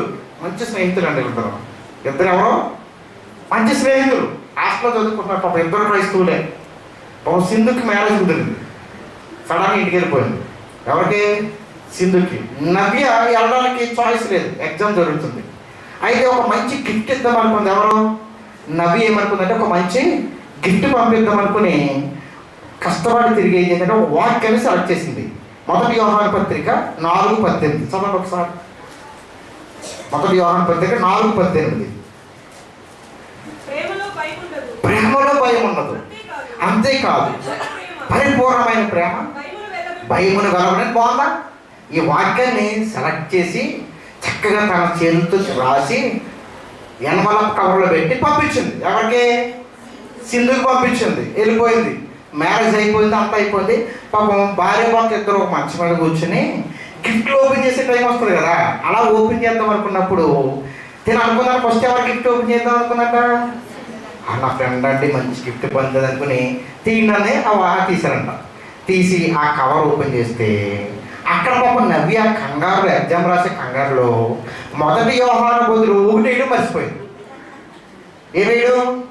1 అయిపోతే ఏమంటాం మనం? యోహాను 4:18. అక్కడేమో చదవండి ఒకసారి. ఏమవుతుంది అక్కడ? నీకు 5 పెరుగులు ఉన్నారు, ఉన్నవాడు నీవాడు కదా. ఇప్పుడు ఏంటి ఇలా పరిస్థితి చెప్పండి సార్? ఇప్పుడు ఇలా పరిస్థితి ఏంటి? ఇప్పుడు ఆ పెళ్లి కొడుకు పరిస్థితి ఏంటి చెప్పండి సార్? చెప్పింది ఎవరింతకే? బెస్ట్ ఫ్రెండ్ మరలా. అంటే వాక్యాన్ని కనుక మీరు తేడా చేస్తే ఇలా జరుగుతుంది అన్నమాట. కాబట్టి చదువుతప్పుడు ఒళ్ళు, కళ్ళు, మనస్సు ఎక్కడ పెట్టాలి? వాక్యం దగ్గర పెట్టాలి. విడదీయకుండా కూడా చదవాలి. ఓకేనా? ఇప్పుడు వద్దాం. ఓకే, న్యాయ పద్ధతి దగ్గర వద్దాం. ఒకసారి వద్దాం. ఏదమ్మా? యెహోవా నీతోనున్న జనులు ఎక్కువ.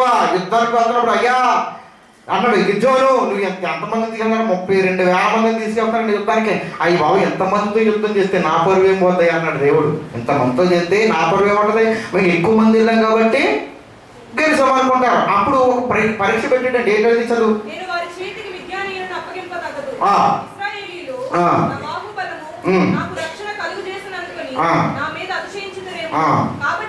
కాబట్టి నీవు ఎవడు భయపడి వణుకుచున్నాడు వాడు త్వరపడి గిలాదు కొండ విడిచి తిరిగి వెళ్ళవాలని జనులు నిలుచుండగా ప్రకటించమని గిద్యోనుతో సెలవిచ్చినప్పుడు జనుల నుండి 22,000 మంది తిరిగి వెళ్ళిపోయిరి.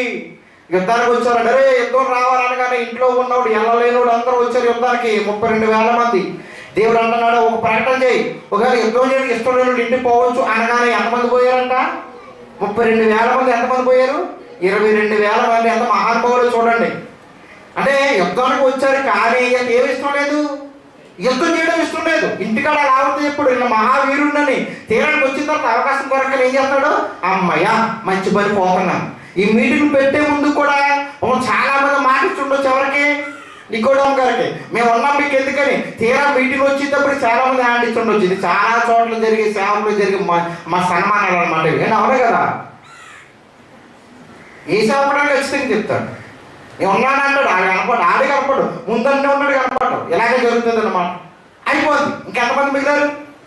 10,000 మంది మిగిలారు. అప్పుడు అయినా దేవుడు అంటున్నాడు, వీళ్ళ పెద్ద గొప్పలు అనుకుంటే వీళ్ళ కూడా గొప్పలు కాదు నేను అన్నాడు. చదువు అది కూడా 10,000 మంది నిలిచి ఉండగా యెహోవా ఈ జనులు ఇంకా ఎక్కువ మంది నేను ఎంతకు వారిని దిగజేయము, అక్కడ నీ కొరకు వారిని శోధించదును.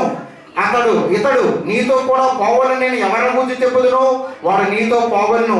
ఇతడు నీతో పోకూడదని ఎవరి గురించి నీతోనే చెప్పుదును, వాడు పోకూడదని గిద్యోనుతో సెలవిచ్చెను. అతడు నేను యొద్దకు ఈ జనులను దిగజేసినప్పుడు యెహోవా కుక్క గతుకున్నట్లు తన నాలుకతో నీళ్ళు గతికిన ప్రతి వారిని, త్రాగుటకు మోకాలుని కృంగిన ప్రతి వారిని వేరువేరుగా ఉంచమని గిద్యోనుతో సెలవిచ్చాను.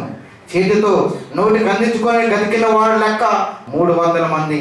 మిగతా వాళ్ళ లెక్క ఎంతమంది? 9,700 మంది. ఇప్పుడు దేవుడు ఎంతమంది ఉండమన్నాడు? 300 మందిని ఉంచమన్నాడు. 970 మంది వెనక్కే వెళ్ళిపోమన్నాడు. యుద్ధం ఇప్పుడు ఎంతమంది చేస్తాడు దేవుడు? 300 మంది. ఎంతమంది బయలుదేరారు? ఎంతమంది? 32,000 మంది బయలుదేరి ఎంతమంది మిగిలారు? 300 మంది యుద్ధం. వీళ్ళు ఎంతమంది వెళ్ళిపోయారు వెనక్కి? ఈ 9,700 మంది కూడా మీరు కూడా అన్ఫిట్ అని పంపేశాడు. ఇక్కడ ఎన్నుకోవడంలో ఒక అద్భుతమైన విషయం అంటే దేవుడు పెట్టాడు. ఈరోజు ఇదే సంఘంలో కూడా దేవుడు చేస్తున్నాడు. ఇదే ఎన్నిక దేవుడు జరిపిస్తున్నాడు. యుద్ధం అందరికీ పనిచేయదండి. అందుకే లోకంలో చాలా మంది కలిసిపోతా కారణం ఏంటి తెలుసా? ఇక్కడే అన్ఫిట్ అవుతున్నాం. నీళ్ళు తాగడం 2 రకాల దేవుడు పెట్టాడు. నీళ్ళ యొక్క తీసుకెళ్ళి మీరు మంచినీళ్ళు తాగండి కానీ 10,000 మంది అంటే మేము ఎలా తాగరంట? జనం కొత్త కలుసుకున్నట్లు మొక్క ఎలా తాగుతుంది? నాలుగుతో తాగుతుంది. అంటే పొద్దున్న కూడా ఎవరైనా తాగుతాడు నాలుగుతోటి? తాగుతుందండి. ఇలా తాగారంట అంతమంది. మిగతా ఎలా తాగారు? చేతులతో తీసుకుని తాగారు. 2 ఎంత అద్భుతాలు తెలుసా? ఎంత అద్భుతం అంటే నేటి సంఘాల్లో కూడా ఇదే జరుగుతుంది. ఖచ్చితంగా జరుగుతుంది. దేవుడు యుద్ధం అందరితో చేయడు, అందరినీ యుద్ధంలో నిలబెట్టాడు. కానీ చాలా మంది యుద్ధానికి వస్తారు, యుద్ధంలో ఉన్నారనుకుంటారు, కానీ యుద్ధంలో ఉండరు. నాలుగుతో గదిలితే ఏమవుతుంది? నీటిలో ఏ చెత్త ఉన్నా కానీ ఏమవుతుంది? లోపలికి వెళ్తుంది. మరి చేతులతో తీసుకున్నప్పుడు ఏం చేస్తాడు? నీళ్ళను చెత్తను బయట గంటి నీళ్ళు తీసుకుంటాడు. అంతేనా? దేవుడికి ఎలాంటి వాళ్ళు కావాలంట? మంచి నీళ్లు తీసుకుంటాడు. ఎందుకంటే నీళ్లు దేనికి సాదృశ్యం? వాక్యం. మీకు అర్థమైంది? ఇప్పుడు నేను చెప్పేది అర్థమైన వాక్యం సాదృశ్యం అంటే వాక్యం మనం వింటున్నప్పుడు, వాక్యం మనం అర్థం చేసుకుంటున్నప్పుడు, వాక్యం ఎవరైతే పాటిస్తారో, ఎవరైతే వాక్యం వారి జీవితంలో అనువను నిలిచిపోతారో, వాక్య ప్రకారంగా వారి జీవితాన్ని మలుచుకుంటారు, వాక్యకి మనం ప్రమాణం చేసి దానికి న్యాయం చేస్తామో వాళ్ళు కావాలి దేవునితో జతపని వారు యుద్ధం చేయడానికి. అంతేగాని వచ్చేసి ఎలా మాట ఇచ్చేసి పండగకి చాలా మంది పండగకి ఆదరేసుకున్న వాళ్ళు ఉంటారు, అప్పుడప్పుడు ఆదరేసుకుంటూ ఉంటారు. 1వ తారీఖు మొదటి నెల 1వ ఆదివారం వస్తారు చాలా మంది. దేనికి ఎక్కడ దొరకదు, బయట కూడా దొరుకుతుంది. తాగు ఇక్కడ అక్కడ వద్దు, నెలకు ఒకసారి రావాలి. మరి మిగతా 3 ఆదివారాలు ఏం చేస్తావు? మిగతా 3 ఆదివారాలు నీకు పెద్ద పని ఉందా బయట? నువ్వు రక్తంలో కడగబడ్డావు, క్రీస్తు రక్తంలో, నీకు పని ఏంటి బయట? నువ్వు ముందుండి నడిపించాలి కదా, నువ్వు ముందుండి ప్రతిదాన్ని యుద్ధం చేయాలి కదా. నువ్వు నీ యుద్ధకాలం అన్న సంగతి నువ్వు మర్చిపోక సోదరుడా. కొత్త జన్మలోకి వచ్చావంటే ఇంత పని ఉంటుంది. ఏమీ లేకుండా ఉంటామండి మనం, ఏమీ లేకుండా ఉంటాం, ఏ పని లేదనుకుంటాం. ఏదో మీటింగ్ పెట్టినప్పుడు అనుకుంటామా ప్రతిరోజు ప్రతి క్షణము దేవుని లాగా మనం పోరాడాలి. అయ్యా నీ పక్కవాడికి యేసుక్రీస్తు యొక్క మరణం గురించి తెలుసా? నీ ఇంటి పక్కవాడికి యేసుక్రీస్తు మరణం గురించి తెలుసా? చాలామంది అంటే భార్యలు వస్తారు, భర్తలు రారండి. నేను అడుగుతాను, ఎవరైనా నువ్వు రాత్రి మా ఆవిడ అవుతుందండి, మా ఆవిడ నా గురించి ప్రార్థన చేస్తాను. మీ ఆవిడ ప్రార్థన చేస్తే నువ్వు మీ ఆవిడే తింటావు, నువ్వు తినకపోతే బాగుంటుందా? బాగుంటుందా? కుటుంబం ఉండడండి అక్కడ, సంఘములో భార్య, భర్త, పిల్లలు ఇంటికాడ బయలుదేరి చక్కగా బండెక్కి సంఘానికి వచ్చి ఆ కుటుంబం ఆ చర్చిలోకి వచ్చి కూర్చుని వాక్యం విన్న తర్వాత మరలా ఇంటికి వెళ్ళి ఆ భోజనం బల్లకాడ కూర్చుని నలుగురు కూర్చుని ఈరోజు వాక్యం ఎంత బాగా చెప్పారు, మనం ఎలా ఉండాలి కదా మాట్లాడుకున్న ఆనందం ఎక్కడ ఉంటుందండి? రేపు సంక్రాంతిలో ఉంటుంది అనుకుంటున్నారా? కోడిపందులో ఉంటుందా? ఎంత ఆనందంగా ఉంటుందండి, ఎంత ఆనందం! దేవుడు అంత ఆనందపడతాడండి నిజంగా. అది కాదా యుద్ధం అంటే, అది కాదా దేవుడి దగ్గర మనం తలెత్తుకుని బ్రతకడం అంటే. ఈరోజు ఎవరు చేస్తున్నారు? ఇలాగ ఉండాలంటే దేవుడు మరణించాడమ్మా. ఉందా నీ కుటుంబం అలాగా? ఉన్నాదా నీ జీవితం అలాగ ఉందా? ఈరోజు నీ భార్యను నువ్వు అలా మలుచుకోగలుగుతున్నావు, నీ భర్తను అలా మలుచుకోగలుగుతున్నావు. భర్త మారాలనుకుంటాం కానీ భర్తని ఎవరేం పిలుస్తావు? నువ్వే దొంగ సచ్చినోడు అంటారు చాలామంది. కానీ పాస్టర్ గారి దగ్గరికి వచ్చి, పాస్టర్ గారు మా ఆయన భార్యలు ప్రార్థన చేయండి, ఉపవాసం ఉండి మరి ప్రార్థన చేయండి. పాపం ఈయన ఉపవాసం ఉంటే నువ్వేం అయితే ఏం చేస్తావు? ఏం చేస్తావు? ఆడతావా? వాక్యం అంత అద్భుతమైందంటే ఒకసారి తీయండి. యోహాను పేతురు రాసిన పత్రికలో ఎంత మంచి మాట చెప్తారు చూడండి. మీ స్త్రీల కొరకు అనుకోకండి, అందరికీ మనం చెప్పుకున్నాం. 3వ అధ్యాయం మొదటి పేతురు, అటువంటి స్త్రీలారా, ఎంత అద్భుతంగా ఉంటుంది. అటువంటి స్త్రీలారా, మీరు మీ స్వపురుషులకు లోబడి ఉండడి, అందువలన వారిలో ఎవరైనాను వాక్యములకు అవిధేయులైతే,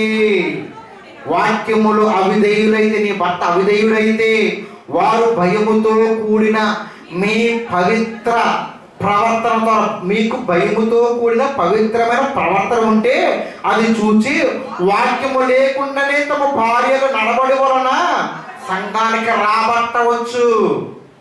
ఉందా తల్లి? ఉందా నీకు ఇది? నీ పవిత్రమైన ప్రవర్తన ద్వారా వాక్యము లేకుండానే నీ భర్త ఎక్కడికి రావచ్చు? సంఘానికి రావచ్చు. నీ పవిత్రమైన ప్రవర్తన తెలియాలంటే నీ పక్కింటి వాళ్ళు అడగాలి. ఏమా ఆమె మంచిదేనంటే, అమ్మో ఆమె గురించి అడగండి అంటారు చాలామంది. అనరా? అంటారా? ఎందుకని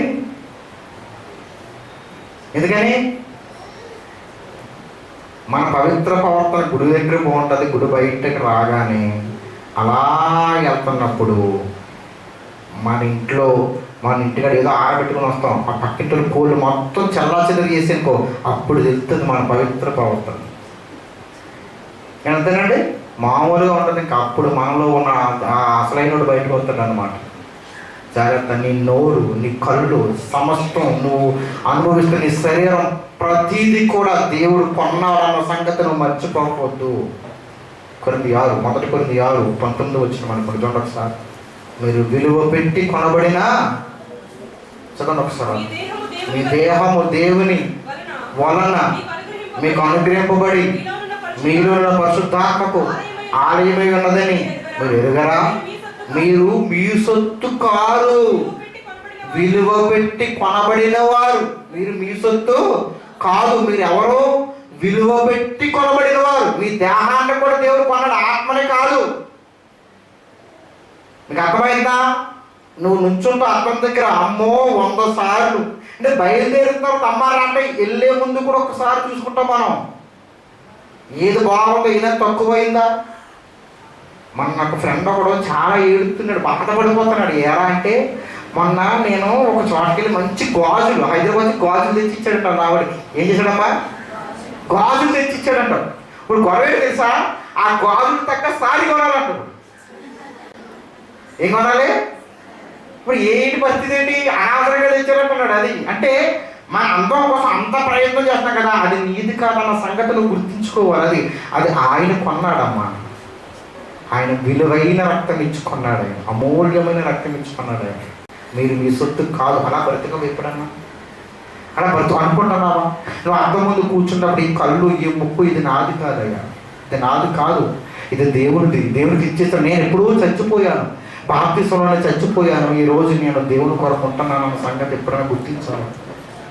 గుర్తించకపోతే నీలో వాక్యము లేదు, నువ్వు దేవుని యొక్క రాజ్యంలో వారసురాలు కాదు. నేను ఇలాగే డైరెక్ట్గా చెప్తాను, బతుకులాగా చెప్పుకుని అలవాటులాగా లేదు. చెప్పాను కదా, మన పాస్టర్ గారు సరైన వాక్యం చెప్తే ఏమంటారు? ఈరోజు నా కోసమే చెప్పాడండి. మరి నీ కోసం చెప్పకపోతే బెంచ్లు చెప్తాడు ఆయన. నీ కోసమే చెప్తాడు, నీ కోసమే చెప్తాడు. నువ్వే మా చర్చిలో చెప్తాను, నీ గురించి చెప్తానంట డైరెక్ట్గా. ఎందుకంటే మారతావని, అది నా బాధ్యత. ప్రతి సేవకుడు సంఘములు ఏదైనా పొరపాటు ఉంటే డైరెక్ట్గా చెప్పలేరు, వాటి ద్వారా చెప్తారు. ఎందుకంటే సరి చేసుకుంటారు ఆయన. అర్థమైందమ్మా? అలాంటి వాళ్ళు ఇంకా ఉంటే సరి చేసుకుంటారేమో అనుకుని వాక్యం ద్వారా హెచ్చరిక చేస్తాం. నువ్వు విన్నావంటే బాధ కలగాలి. బాధ కలిగిందా? నాకు ఇప్పుడు బాధ కలిగిందా అడుగు, నేను ఎలాగ మారాలయ్యా. అంతేగాని అయ్యో బాబు నాకు ఇప్పుడు ఇక్కడికి వెళ్ళకూడదు అన్నావంటే నీ పతనాన్ని, నీ నాశనాన్ని నువ్వే కోరుకున్నట్లు. సావుకుని అడుగు, అయ్యా వాక్యం నాకు నచ్చింది, నాకు బాధ కలిగింది, నేను ఎలాగ మారాలి, నాది ఈ లోపం ఎలా మార్చుకోవాలి అడుగు. చక్కని మార్గం చెప్తాడు సావుకుడు. అది నిజమైన విశ్వాసం గొప్పది. అందుకే దేవుడు నేటి సమాజంలో ఒక క్రైస్తవుడు ఎలాగ బ్రతకాలంటే ప్రతి క్షణం వాక్యంతో మనం బేరేజ్ చేసుకుంటూ ఉండాలి. మన జీవితాన్ని వాక్యం దగ్గరికి మనం తీసుకొస్తూ మనం నడిపిస్తామని అడగాలి ఎప్పుడు దేవుని. అప్పుడు నీ బ్రతుకు అద్భుతంగా ఉంటుందో తెలుసా? ఎవరు బిడ్డరా, మీరు ఎవరు ఫాలో చేస్తున్నారు? అది కూడా చాలా ప్రాముఖ్యత. అప్పటికి మన హీరోని ఫాలో చేయకుండా, వాడు సినిమాకి 100 కోట్లు అంట. ఏంటంట? సినిమాకి 100 కోట్లు. ఎవరి డబ్బు? ఆడు బావగారి సొమ్మ. ఇంట్లో అమ్మ దాచిన డబ్బులు, నాన్న జబ్బులు కొట్టేసిన డబ్బులు పట్టుకెళ్ళి సినిమాలు చూసి వాడిని పోషిస్తూ వాడిని ఫాలో చేస్తారు. కానీ మనం చెప్పిన మొట్ట రోజు అమ్మకు 300 పెట్టి సారీ అనండి, అంత ఆనందపడిపోతే తప్పించదండి. నాకు తెలిసింది అది నిజంగా. తల్లికి ఒక కొడుకు చిన్న ఒక 300 అమ్మాయి కొనాలంటే పండగ ఎంత ఆనందపడిపోతుంది. ఆడ ఎవరికో కేకులు కట్ చేస్తాం, వాడికే పని. అదొద్దు. మన క్రైస్తవుల మధ్య తల్లిదండ్రులు సన్మానించిన వాడు ఎలా ఉంటాడంట? భూమి మీద నేను కాలుష్యవంతుడు అవుతాడు. ఈరోజు అకాల మరణాలు రావడానికి కారణం పెట్టుకున్నారు. ఇప్పుడే వెళ్ళాడు కళ్ళ ముందు యాక్సిడెంట్ అయి చనిపోరు. నాకు తెలుసు, నేను చెప్తాను కదా, నేను పడ్డాయి చెప్తున్నాను మీకు, నా అనుభవాల్లో చెప్తున్నాను నేను మీకు. ఇప్పుడేనండి 19 సంవత్సరాల కుర్రాడు ఇప్పుడే ఎల్లుండ పుట్టినరోజు వెళ్ళాడు, బట్టలు తెచ్చుకున్నాడు, ఇంట్లో పెట్టుకున్నాడు. నాన్న ఏ కూర ఉండవు బాబు, చారు కాకుండా నాకు వద్దు, నాకు ఏదన్నా ఇందులో కావాలంటే తెచ్చుకోవాలంటే బండి వేసుకుని వెళ్ళి చనిపోయాడండి. బుద్ధి ఎంత ప్రమాదం! ఒక్కడే కొడుకు, ఎంత ప్రమాదం అండి అది నిజంగా. భయభక్తి లేని జీవితాలండి అవన్నీ, భయభక్తి లేని జీవితాలు. భయం కలిగి ఉంటే కనుక దేవుడు కాపుదలని ఉంచుతాడు. దేవుడు ఎప్పుడు మాట తప్పడండి, మనం మాట తప్పుతాం. ఇందాక ఒక మాట సేవకులు ఏమంటే, చాలా మంది ఇంట్లో మరణం వస్తే ఏమంటాం మనం? దేవుడు నేనే కోరికని ఇంకో తెచ్చుకొని పర్వాలేదా? ఈ 2023 చాలా శోకం నింపి తెలుసా మా కుటుంబంలో అనుకుంటాం. మా మామయ్య గారు చనిపోయారు. ఎంత నాకు తండ్రిగా ఉండేవారండి నిజంగా. తండ్రిగా ఉండి నన్ను ఎన్నంటే నడిపించేవారు నిజంగా. ఎన్నో మాటలు చెప్పేవారు. అందుకే మా అత్తవారిది వైజగనమ్మ, గాజువాక మాది, గంటాడు, 10 గంటాడు అన్నమాట. చనిపోయారు. ఆయన చనిపోయిన 5వ రోజు మా చిన్నమామ గారు చనిపోయారు. మా చిన్నమామ గారు చచ్చిపోయిన 3వ రోజుని మా మామయ్య పెద్ద మామయ్య గారు అబ్బాయి చనిపోయారు. ఒకే నెలలో. ఇంత శోకం తెలుసు. కానీ ఒకటి మాత్రం నేను ఆశపడతానండి, చావు నాకు వస్తుంది ఒక రోజు. ఎప్పుడైనా చచ్చిపోయిన వాళ్ళ దగ్గరికి వెళ్ళినప్పుడు ఇలా నన్ను పడుకోబెడతారు ఒక రోజు, ఇలా నన్ను చూడ. బట్ ఆ రోజు ఇక్కడ ఏం చూస్తారని కాదు, నేను చచ్చిపోతే అక్కడ ఆయన చూడగలుగుతున్నా. ఇది మన జయం, ఇది మన జయం. అలాగే వెళ్ళాలంటే క్రీస్తు రక్తాన్ని మనం గుర్తుపెట్టుకోవాలి. ఇది చూసి ముగిస్తాను నేను. ఒకసారి పేతురు రాసిన పత్రిక ఒకసారి 1:19 వచ్చి మొదటి పేతురు రాసిన 1:19. ఎంత విలువైన వాళ్ళమో దేవుడు చెబుతున్నాడు చూడండి. ఎంత విలువైన వాళ్ళమో మనం. అంటే ఇక్కడ కూర్చున్నాం, మీరు అందరూ క్రీస్తు రక్తంలో కడగబడితే కనుక వాళ్ళు సామాన్య వ్యక్తురాలు కాదు. ఈ లోకంలో ధనవంతుడు ఎవరండి? ఎవరు? ప్రపంచానికి ధనవంతుడు ఎవరు? మీకు తెలిసిన ఇరాన్ మస్క్, ఇంకా బిల్ గేట్స్. బిల్ గేట్స్ ఎప్పుడు కాదు సాధారణంగా అనుకున్నాం. సరే ఇంకెవరు మన భారతదేశానికి వస్తే బాగా కుబేరుడు ఎవరు? అందాని, టాటా, అందరూ ఉన్నారు కదా అందరూ. బట్ వాళ్ళకన్నా నువ్వే దేవుడు విలువైనడు తెలుసా? మనం ఆ విలువైనగా చూస్తాం, నిన్ను నువ్వు చూసుకోవు దేవుళ్ళు. అది దౌర్భాగ్యం, మనకున్న దౌర్భాగ్యం అంటే ఇది. అయ్యో నేను క్రీస్తు రక్తంలో కడపడ్డానే అని మనం అనుకోము. ఆయన ఎవరో విలువైనడు, ఆడ ఎందుకు పనికిరాడమ్మా విషయం తెలుసా మీకు? ఆడ బికారి దేవుని దృష్టిలో తెలుసా? క్లియర్గా చెప్తున్నారు వాక్య ప్రకారంగా. వాళ్ళ బికారులు దేవుని దృష్టిలో. బట్ క్రీస్తు రక్తంలో కడగబడిన వాళ్ళు మాత్రమే దేవుని దృష్టిలో ఎవరు? విలువైన వారు. కానీ మనమే ఏం చేస్తాం? నేను పనికిమాను ఉండండి, ఎందుకు పనికిరాను ఉండండి, నేను ఎంతటి ఉండండి, దిగజారి చేస్తున్నావు దేవుని నువ్వు. అటు నువ్వు చాలా విలువైన రాను. అలాగే బ్రతకాలి మనం. ఎంత డిగ్నిటీగా బతకాలి తెలుసా? ఎవరైనా గొడవ ఆడుకుంటానికి డిగ్నిటీగా ఉన్నాను అక్కడికి వెళ్ళి. ఎవరైనా పాపం చేస్తాను వాళ్ళ దగ్గరికి వెళ్ళి చిచ్చి నేను చేయను, నేను నా జీవితం వేరే అనుకోవాలి. ఎవరైనా నిన్ను రమ్మనుకో, నా జీవితం వేరే, నా లోకం వేరే, నా ప్రపంచం వేరే. నేను మారడానికి ఒక ఆయన కారణం. ఆయన తన జీవితంలో ఎన్నో అనుభవాలు చెప్పినప్పుడు నాకు నేర్పించిన ఒక మాట ఏంటంటే, ఒకరోజు ఆయన వాటిని చెప్పేసి ఇంటికి వెళ్తున్నప్పుడు మా ఏరియాలో కొంచెం ఇప్పుడు బాగుంది కానీ ఇంతకుముందు ఒక ఏరియా బాగుండేది కాదు. అలాగే రావాల్సి వచ్చింది. రాత్రి సమయంలో ఒక ఏరియా చేస్తుంటే అక్కడ ఎక్కువ వ్యభిచారం జరుగుతుంటుంది అన్నమాట. వ్యభిచారం అక్కడ ఆడవాళ్ళు ఎక్కువ ఉండి ఇలా పట్టుకొని అలా అన్నారంట. వాళ్ళని తప్పుకి ప్రోత్సహిస్తుంటే ఆయన ఒక మాట అన్నాడంట వాళ్ళ దగ్గర, అమ్మ నేను నిజంగా నేనైతే వ్యభిచారం చేద్దాను కానీ నేను లేనమ్మా చచ్చిపోయినా అన్నాడంట. అప్పుడు అక్కడ ఎలా ఉంటుంది వాళ్ళకి? మీరు చచ్చిపోతామంటే బతికున్నావు కదా అన్నప్పుడు అప్పుడు కూర్చోబెట్టి మాత్రం చెప్పాడు ఆయన. చచ్చిపోతామంటే ఏంటండి అని వాక్యం చెప్పుతెక్కితే బ్రతుకున్న నేను కదమ్మా నా కొరకు ఒక ఆయన చనిపోయాను అలా వాక్యం చెప్పగానే అక్కడున్న వ్యభిచారులందరూ క్రీస్తుని అంగీకరించారండి. అంటే మన జీవితం అలా ఉండాలి. ఈరోజు మన జీవితం పరిస్థితుల్ని మనం మారకూడదు. ఇందా చెప్పాను పరిస్థితులు బట్టి, నేను అదే చెప్పాను పరిస్థితులు బట్టి మనం మారకూడదు. అక్కడ పరిస్థితులు మనం మార్చగలగాలి. అది క్రైస్తవుడికి ఉన్న గొప్ప లక్షణం. అది క్రైస్తవుడికి కూడా గొప్ప లక్షణం. అక్కడ పరిస్థితుల్ని మార్చాలి. ఇక్కడ ఏముందంటే అమూల్యమైన రక్తం చేత మనం ఏ రక్తం చేత కొనబడ్డాం అంటే దానికి విలువ కట్టలేరండి ఎవరు. ఈ ప్రపంచంలో ఉంటున్న ధనము ఇలా మోసమని అంబానీ ఇలా ధనమంతా తీసుకెళ్ళి ప్రపంచంలో ధనమంతా ఒక చోట వేసిన క్రీస్తు రక్తానికి అది ఒక్క మంచు కూడా సరి సమానం కాదు. అలాంటి రక్తాన్ని నీకు ఇచ్చాడంటే చిన్న విషయమా? తర్వాత నిర్దోషమును నిష్కలంకమును మరలా అందులో ఏం లేదంట, దోషము లేదు, నిష్కలంకము లేదు. ఇప్పుడు మన బ్లడ్ ఇచ్చి టెస్ట్లకి ఇస్తే ఏముంటాయి? భయం, దరిద్రం అంతా మన బ్లడ్లో ఉంటాయి. ఏ రోగం బయటపోతుందో తెలియక చాలామంది టెస్ట్లకు వెళ్ళరు. నేను అంతే కదా. చాలా సందర్భాలు ఏం జరిగింది ఈ మధ్య పెళ్ళిళ్ళు ఏం చేస్తున్నారు తెలుసా? పెళ్లి చేసుకుంటే అబ్బాయికి కూడా బ్లడ్ టెస్ట్ చేస్తున్నారు, అమ్మాయిని కూడా చేస్తున్నారు. ఒక మంచి ఫ్యామిలీ పెళ్లి సంబంధం కుదిరింది. అమ్మాయిని అడిగారు ఎవరిని? అబ్బాయి. ఎందుకైనా మంచిది ఈ రోజులు బాగోలేవు కదండి, మీ అబ్బాయికి బ్లడ్ టెస్ట్ చేయించినట్టు వాళ్ళు కూడా ఏమన్నారు? మీ అమ్మాయికి చేయించమన్నారు. ఇద్దరు వెళ్ళారు. ఎందుకు ఏం తెలియదు సార్, అబ్బాయి బాగోలేడు, అమ్మాయి బ్లడ్లో హెచ్ఐవి ఉంది అంటే చెబుతున్నాడు. మనం బాధపడతాం కదా, ఎలా వచ్చిన తర్వాత విషయం. అంటే మన బ్లడ్ మంచిది కాదు, బట్ అలాంటి బ్లడ్ మనకి ఇవ్వలేదు దేవుడు. నిష్కలంకమును నిర్దోషమైన గొర్రె పిల్లల క్రీస్తు రక్తము చేత విమోచించబడితేనని మీకు తెలుసా ఆ విషయం?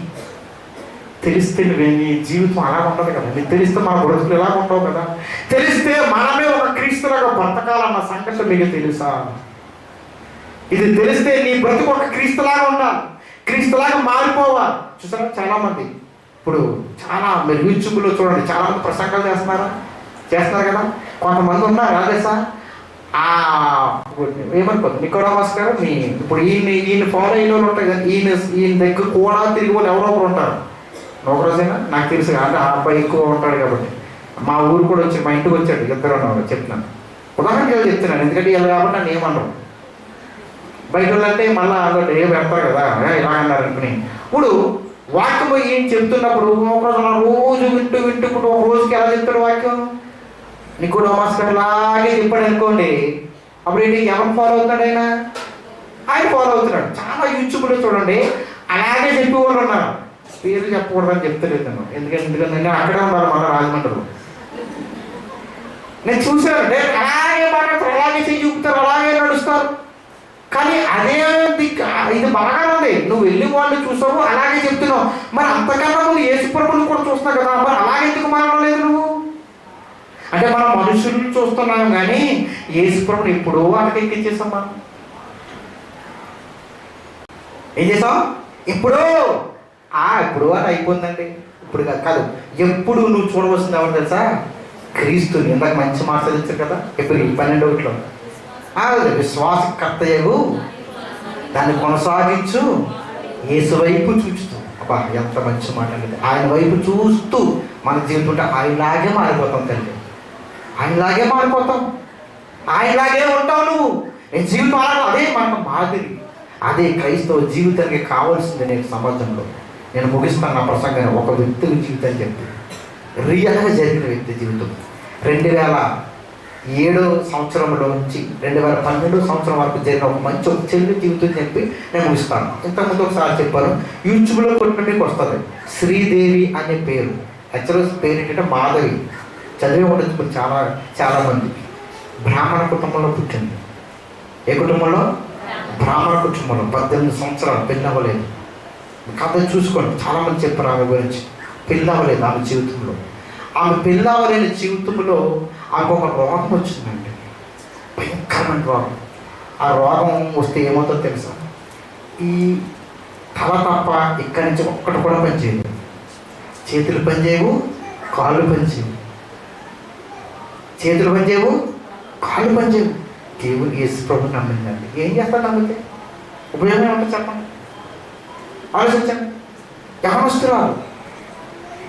యవనస్తురాలండి. వాళ్ళ నాన్నగారు ఒక్కలే పాపం సేవ చేసేవారు. వాళ్ళ నాన్న కూడా చనిపోయారండి. ఆయన ప్రొఫెసర్ అనమాట. ఆ నాన్నగారు కూడా ఏమయ్యారు?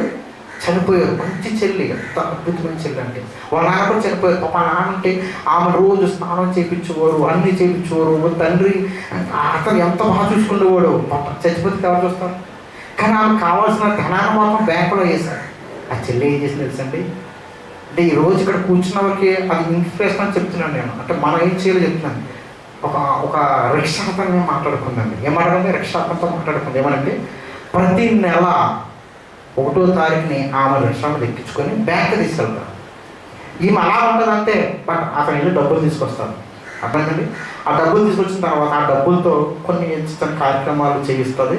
కొన్ని సెంటర్లో అక్కడి నుంచి ఏం చేద్దంటే ప్రతి వారము, ప్రతి 2 రోజులకు ఒకసారి ఈమెను మరలా ఎక్కించుకొని కొన్ని సెంటర్లు తీసుకెళ్తే అక్కడ కూర్చుని మాత్రమే వాక్యాన్ని ప్రకటిస్తారు. యేసు ప్రభువుని నమ్మండి అని. ఏం లేదు ఆవిడకి? 2 కాళ్ళు లేవు, 2 చేతులు లేవు. అలా 5 సంవత్సరాలు చేసి చనిపోయింది. చెల్లి నిజంగా చనిపోయింది. బట్ ఒక విషయం చెప్పమంటారా? ఆ చెల్లి సువార్త వల్ల 25 మంది సేవకులు వచ్చారు, 16 మంది రక్షణలోకి వచ్చారు. తెలుసా ఎంతమంది రక్షించింది? 1800 మంది రక్షణ తీసుకున్నారు. 25 మంది ఈరోజు సేవ చేస్తారు, సజీవంగా సేవ చేస్తున్నారు. మరి నీకు అన్నీ ఉన్నాయి, కాళ్ళు ఉన్నాయి, చేతులు ఉన్నాయి, ముక్కు ఉన్నాయి, నీకు అవయవాలు అన్నీ ఉన్నాయి. ఏం చేయగలుగుతున్నావు నీ సంఘానికి? నువ్వు ఆలోచించండి ఒకసారి. 25 మంది సేవకుల్ని తయారు చేసిందని చెల్లి 5 సంవత్సరాలు పట్టుదలతో. ఏం లేవు, కాళ్ళు లేవు, చేతులు లేవు, అలా పాడేసి అలా ఉండటమే అంతే.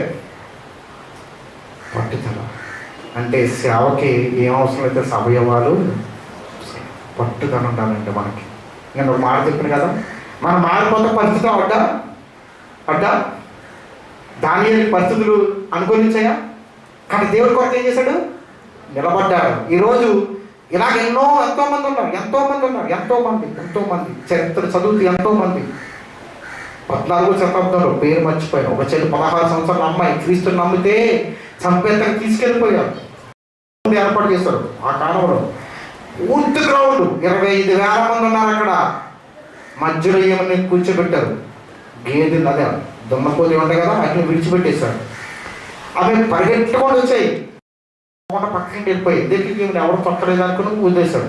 సింహాలను విడిచిపెట్టారు. అవి కూడా ఆమె ఏమీ చెయ్యకపోతే ఏం చేసిన ఇలా కాదనుకొని ఒక కుర్చీ తీసుకొచ్చి, వెనక కుర్చీ ఎర్రగా కాల్చి దాని మీద ఆమె కూర్చోబెట్టేశారు. ఇది ఎంతమంది వస్తున్నారు? 25,000 మంది చూస్తున్నారు. కూర్చోబెట్టేశారు. అలాగా చచ్చిపోయిందంట ఆ రోజు వచ్చారు. కానీ చరిత్రలో ఏం జరిగింది తెలుసా? ఇది ఎవరు చూస్తున్నారు? చూసిన 25,000 మంది క్రీస్తులకు మారిపోయారు తెలుసా? ఆమె మరణం ఎంతమంది మార్చింది? నీ మాట ఎవరు మారుతుంది? ఈరోజు నీ మాట మారుతుంది ఎవరన్నా? కేవలం మన మాట పక్కన మార్చకపోతే ఎందుకన్నా మన బ్రతుకులు? ఏమనుకోద్ది ఇలాగనగానే, ఏమనుకోద్ది నన్ను తిట్టుకున్న పర్వాలేదు. ఎందుకన్నా అంటే ఆగలేక, ఎందుకంటే యేసు మన కొరకు చనిపోయాడండి, క్రీస్తు మన కొరకు మరణించాడండి. ఆయన తండ్రి అయిన దేవుడు క్రీస్తుని మన కొరకు చంపుకొని బాధపడుతున్నాడు తెలుసా? నా కొరకు, నా కుమారుని మీ కొరకు బలిచ్చాను, మీరు ఆ పనిని అనుభవిస్తున్నారు కానీ మరణాన్ని మర్చిపోయారని ఈరోజు అంటున్నాడు. నువ్వేం చేయగలుగుతున్నావు? ఏం చేయగలుగుతున్నావు? ఏం చేయగలుగుతున్నావు? ఒకసారి ఆలోచించండి. ప్రియ దేవుని బిడ్డలారా, నీకు దేవుడు అందం ఇచ్చాడు, ఐశ్వర్యం ఇచ్చాడు, చదువు ఇచ్చాడు, జ్ఞానం ఇచ్చాడు, కాళ్ళు ఇచ్చాడు, చేతులు ఇచ్చాడు, కళ్ళు ఇచ్చాడు, అన్నీ ఇచ్చాడు. అయినా నువ్వు రేపు రేపు రేపు రేపు అని వాయిదా వేస్తుంటే ఇంకెవరైనా చేస్తాడు దేవుడి కొరకు? నువ్వే చేయలేనప్పుడు ఆయన పని ఎవరు చేస్తాడు ఈరోజు? ఒకసారి ఆలోచించండి. ఒకసారి ఇలాంటి సభల్లోకి వస్తున్నప్పుడు మంచి నిర్ణయాలు ఇక్కడ వెళ్ళాలి. చాలామంది ఇక్కడ బాప్తిస్మం ఇంకా తీసుకోకపోతే రేపు లేదా ఈరోజు రేపు మీరు సిద్ధపడండి. మిమ్మల్ని దేవుడు ఆయన పనిలో జత పని వాడుగా చేసుకుంటాడు దేవుడు. నేను నా మాటలు ముగించి వెళ్తాను, నేను వెళ్ళొచ్చు, నా పని నేను చేసుకుంటాను, మీ పని మళ్ళీ మీరు అలాగే చేసుకుంటే ఒకరోజు దేవుడు మిమ్మల్ని అడుగుతాడు లెక్క. దాని గురించి జవాబు చెప్పగలవా తల్లి? ఆలోచించండి ఒకసారి. అమూల్యమైన రక్తం అమ్మ, క్రీస్తు రక్తం అద్భుతమైంది. ఆయన రక్తం ప్రోక్షించాడు, సిలువ మరణం మోచాడు. మన సినిమాలు చూసి ఏడవడం కాదు, అది మన జీవితంలో చూపించాలన్న సంగతిని మర్చిపోకు. అసలు మర్చిపోకు. దేవుని వల్ల ఒకసారి ఆలోచించండి. నీ జీవితం ఎంతవరకు దేవుడికి ఉపయోగపడుతుంది? ఇంకా నేను ఏదో సెటిల్ అవ్వలేదండి, ఇంకా నేను బాగుపడలేదండి, ఇంకా నేను ఉద్యోగం రాలేదా? ఏంటంటే దేవుడి పని చేస్తుంటే ఆశీర్వాదిస్తాడండి. దేవుడు పని చేస్తేనే ఆశీర్వాదం వస్తుంది. పని చేయకుండా కూర్చొని దేవుడు ఆశీర్వదిస్తే చేస్తారంటే కాదు, చేసుకుంటూ వెళ్ళాలి, చేసుకుంటూ వెళ్ళాలి, చేసుకుంటూ వెళ్ళాలి. అద్భుతమైన జీవితం దేవుడు ఇస్తాడు. పని చేసిన వాడికి జీతానికి పాత్రుడు అన్న దేవుడు మాట ఊరకనన్నాడా? ప్రియ దేవుని వల్ల ఒకసారి ఆలోచించండి. సంఘములో నీ పాత్ర, సంఘములో దేవునికి మాదిరి ఉంచితే నువ్వు ఎలా ఉంటున్నావు? అది సంఘం అనేది అంత తల్లి గర్భములో దాచినట్లుగా దేవుడు నిన్ను దాస్తున్నాడండి. ఆయన అంత రక్షిస్తున్నాడు మీకు. ఎందుకంటే నేను అలా కాపాడుకుని నేను అలాగ పరలోకం తీసుకెళ్ళాలన్నది ఆయన ఆశ. నువ్వు ఆయన దొరకకుండా పారిపోయావనుకో అంటే నేను ఎవ్వరూ కాపాడలేదు. ప్రార్థించుకుంటాను. తల వంచు, ఒకసారి తల వంచు. అలాగే తల కళ్ళు మూసుకోండి. ఎవరు ఇటు అటు చూడద్దు. ఒక్కసారి నీ జీవితం దేవుళ్ళు ఏమైనా ఒకసారి నువ్వు గుర్తించుకో. ఒకసారి లేదంటే ఏడవాలి. ప్రభువా, నా బ్రతుకు ఎంత పవిత్రమా, ఎన్నోసార్లు మాటిచ్చాను, ఎన్నోసార్లు నీకు మాటిచ్చి తప్పిపోతున్నాను.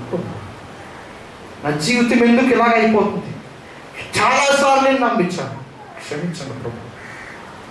ఒక శ్రీదేవి అన్న చెల్లి కాళ్ళు చేతులు లేకపోతే 1800 మందికి బాప్తిస్మం ఇవ్వడానికి పూనుకుంది. 25 మంది సేవకులు తయారు చేస్తుంది. నేను ఒక్కరిని మార్చలేకపోతే నా జీవితం ఎందుకున్నాను? ఒకసారి ఎవరికి వాళ్ళు ఆత్మ పరిశీలన చేసుకోండి. మాదిరికరమైన జీవితం దేవుడు మనకి ఇవ్వాలి. ఒకసారి ఇక్కడ ఉన్న ప్రతి ఒక్కరు కూడా ఆత్మ పరిశీలన చేసుకోండి. నీ సంఘానికి, నీ సేవకుడికి నువ్వు ఎలా ఉన్నావు? నీ సేవకుడికి ఎలా ఉన్నావు? ప్రతి విషయంలో ఏదో అప్పుడప్పుడు రావడం కాదు, ప్రతి విషయంలో నీ సేవకుడికి ఎలా ఉన్నావు? సేవ పరిచయం ఎలా ఉన్నావు? నీ పాత్ర ఏమై ఉంది? మహాగుణుడైన మా తండ్రి నీ కొందరా, కృపగలిగిన మా తండ్రి నీకు స్తోత్రాలు ప్రభు. ఈ సమయంలో ముందుగా నాతో మీరు మాట్లాడండి. ఇంకా నా పని ఇంకెంతదో గుర్తు చేశాను ప్రభు. నీ కొందనాలు, నీ బిడ్డలను మీరు జ్ఞాపకం చేసుకో. ఇక్కడ కోరిన ఉన్న ప్రతి బిడ్డని జ్ఞాపకం చేసుకోండి. వారి ఆత్మీయ జీవితంలో ముందుకెళ్ళడానికి సహాయం తెచ్చండి. ఇక్కడ ఉన్న బిడ్డలను ఆత్మీయంగా దీవించండి, ఆర్థికంగా దీవించండి, ఆరోగ్యపరంగా దీవించండి, ఆత్మీయంగా దీవించండి, సంఘాలను దీవించండి. ఈ కొరకు పరుగులెట్టి పనిచేసే బిడ్డల కింద నిలబెట్టుకుని నడిపించమని, వారి జీవితంలో మీరు ముందు నడిపించమని, మీరే మహిమ పొందుకోమని మా ప్రభువైన యేసుక్రీస్తు పరిశుద్ధమైన నామములో అడిగి పెట్టుకుంటున్నాం తండ్రి.